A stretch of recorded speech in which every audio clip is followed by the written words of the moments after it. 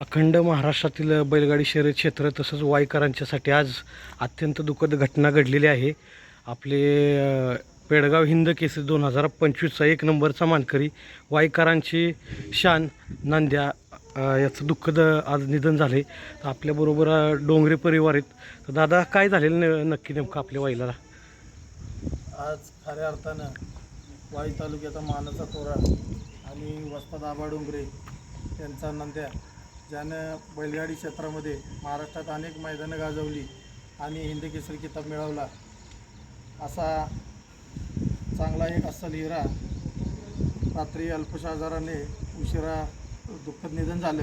आणि खरंच सगळे बैल शौकीन असतील, आमचं डोंगरे कुटुंब असेल, सगळ्यांवरती एक दुःखाचा मोठा डोंगर कोसळला.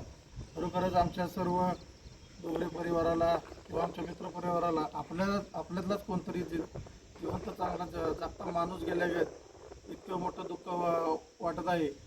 आज गेले 1 आठवड्यापूर्वी ज्यावेळी सुरूरचे मोकाशी म्हणून डॉक्टर उपचारासाठी या ठिकाणी आले, खरं तर सर्वच बैलवाल्यांनी याचा बारकाईने विचार केला पाहिजे की आज शास्त्र किंवा आज वैद्यकीय डॉक्टर इतके चांगले आहेत. आज मी स्वतः वाई पंचायत समिती सभापती असताना सांगतो की आज शिरवळला, सातारला, आपल्या वाईमध्ये फुलेनगरला अतिशय चांगल्या सुविधा आहेत आरोग्याच्या, पशुवैद्यकीच्या.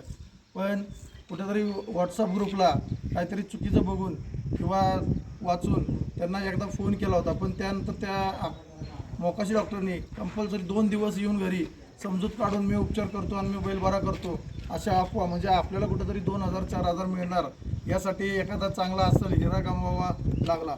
आज त्या डॉक्टरने स्वतःच्या फायद्यासाठी 2-4 हजार रुपयासाठी खऱ्या अर्थानं आज वाई तालुक्यातील चांगला मानाचा तोरा जो बैलगाडी क्षेत्रामध्ये नामांकित होता, जो अतिशय चांगल्या पद्धतीनं जाईल तिथं फायनल राहत होता, असा बैल गमावला.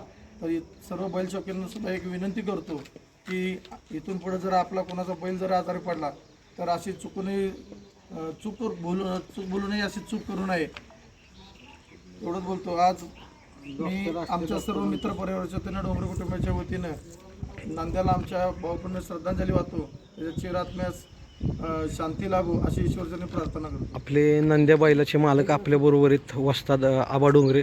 आबा, नेमकं काय झालेलं आपल्या बैलाला? नांद्या 20 तारखेला रायगावच्या अड्ड्याला केलिमच्या फाटीवर पळाला. तिथं गुलालात राहिला. बैल भरपूर पळाला मानाचा. त्याच्या आधी बी 2 आठे चांगला पळाला, बावड्याला पळाला. बैल सुराला लागला होता. आधी बैल 5 महिने बांधून होता, कारण चंद्रहार पाटलाच्या अड्ड्यात बैल सुटून जाऊन धडकला होता पुढं, त्यामुळे बैल आजारी होता. आणि कुठं सुराला लागला, लिमला त्याने गुलालात राहिला. लिमला तो 20 तारखेला तिथे पळाला आणि 21ला आम्ही घरी आलो. तर त्याचा संध्याकाळी ते एक डॉक्टर आहे मोकाशी म्हणून सोहळचा, त्याने नवीनच केबल टाकून लोखंड काढण्याचा धंदा चालू केला. तो म्हणला बैल चांगला पळाला, असं तसं म्हणला अनेक बैल पळेल जास्त, आपण जरा चेक करू म्हणून तो येतो. मशीन घेऊन आला इथं चेक करायचं, आणि त्याने छातीकडे इकडे तिकडे जावलं मशीन. ते टिकटिक वाजलं. तो म्हणला 10 मिनिटांत मोकळा करू बैल आपण, अजून स्पीड लावल. आता अशा कोणाला नसती. बरं मी म्हटलं टाक बाबा. तर आमचं पहिलवान होता थोरला, नातवंड होती सगळी, त्याने ती केबल आत टाकल्यानंतर केबल जाईना तरी ते जबरदस्तीने टाकली. त्यानं सारल्यानंतर आम्ही त्याला म्हटलं काढ बाबा, बाहेर काढ.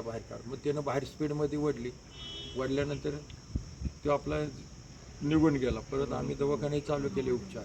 मग बैल दुसऱ्या दिवशीपासून खाणं बंद, शेण बंद, सगळं बंद झालं. ते डॉक्टरला दाखवलं, शिरवळा नेला.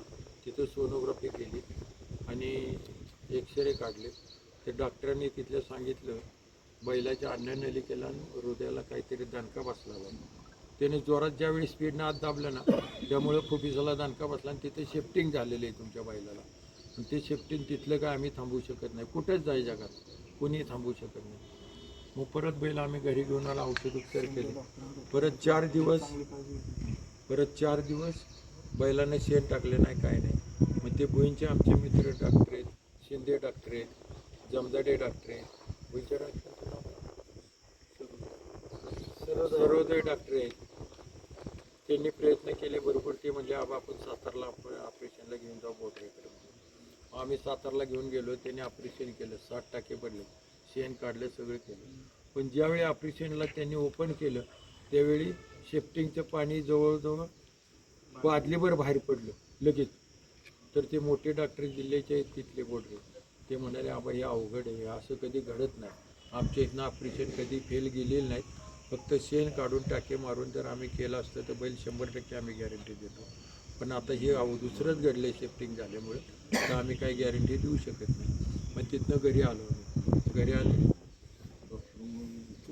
आणि त्यांनी सांगितलं हे कुणी काय आत, मग त्यांना आम्ही सांगितलं सातारला आणि हिरवळला की आत केबल टाकली होती, असं तसं झालं. मग म्हणले त्यानंच दानका बसलाय, ज्यानं टाकली त्याला काही जमत नाही आणि असलं इथनं पुढं करू नका, आणि घडलं तर म्हटले दवाखान्यात आमच्याकडे सुद्धा असले घडलेले बैल आणू नका. त्याला उपचारच नाही म्हटले, अजिबात उपचार नाही, शेवटच उपचार त्याला. काय त्या डॉक्टरला 2-3 वेळा फोन त्याला येतो म्हणला, आला नाही. त्याला सांगितलं असं केलं, कुठल्याही शेतकऱ्यांनी काळजी घ्यावी, काही झालं बैलाला तर सरळ सरकारी मोफत दवाखाने आहेत आपल्याकडे, दवाखान्यामध्ये जाऊन इलाज घ्यावा. आणि डॉक्टरच्या बाबतीत सरकारी डॉक्टर 1 नंबर काम करतात.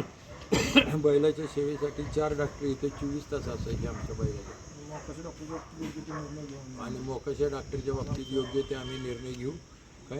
काय घ्यायचा आहे ते आम्ही योग्य निर्णय घेऊ, पण कुणीही केबल वाटे लोखंड काढण्याचा प्रयत्न करू नये. त्याला ऑपरेशन करून काढले तर चालते. नक्कीच आबा, बैलगाडी शर्यत क्षेत्राचं आता जे आपण पंढरी म्हणतो ते मैदान जवळ आलेलं, अचानकच सगळ्या बैलगाड्या प्रेमींना धक्का बसला आहे. नंद्यानं मागच्या वर्षी 1 नंबर केलेला, त्यामुळे सगळ्यांनाच धक्का बसला आहे. आणि आपल्या वाईच्या बैलगाडी शर्यत क्षेत्रामध्ये एक प्रकारची पोकळीच निर्माण झाली आहे न भरून निघणारी. तर आपण आपल्या बैलाला भावपूर्ण श्रद्धांजली वाहूया. धन्यवाद.